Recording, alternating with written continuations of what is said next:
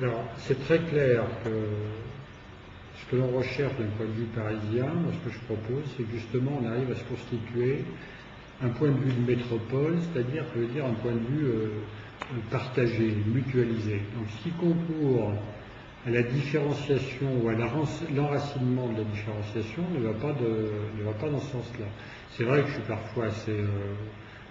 je n'ai pas de jugement à porter sur les volontés de communes de se regrouper et de s'organiser, je pense que c'est tout à fait légitime, mais je suis fondé à poser quelques questions. Quand ces fondements sont organisés autour de quelques remarques qui sont du genre, il faut qu'on soit d'une taille qui permette d'être à égalité avec Paris, voire même, comme j'ai entendu récemment, pouvoir affirmer de la conflictualité avec Paris. Je pense qu'on fait un contresens absolu, quand même un contresens de l'histoire, de ce qui vient de se passer, ce qui est en train de mûrir avec la création du syndicat. D'ailleurs, je ne vois pas en quoi il y a besoin d'être en conflictualité avec Paris. On peut être en partenariat, on peut avoir des intérêts qui peuvent être divergents, ça existe entre collectivités, c'est pas la question. Mais c'est contradictoire avec l'objectif que l'on recherche, qui est d'essayer de se faire un point de vue commun et de porter ensemble des projets communs.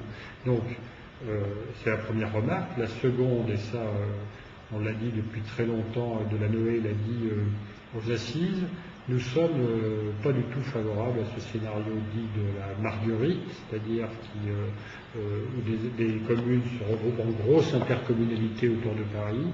On n'y est pas favorable d'une part parce que je ne vois pas en quoi ça favorise ce point de vue métropolitain que l'on recherche.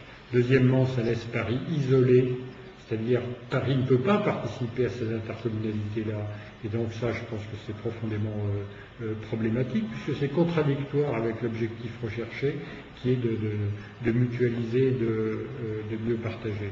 Et j'ai peur que, si on s'inscrit dans cette façon de voir les choses, eh bien, on ne fasse que déporter le problème, et on ne fasse pas émerger ce qui me semble être le fait majeur qui maintenant a tendance à être reconnu, ce qu'on appelle le fait métropolitain.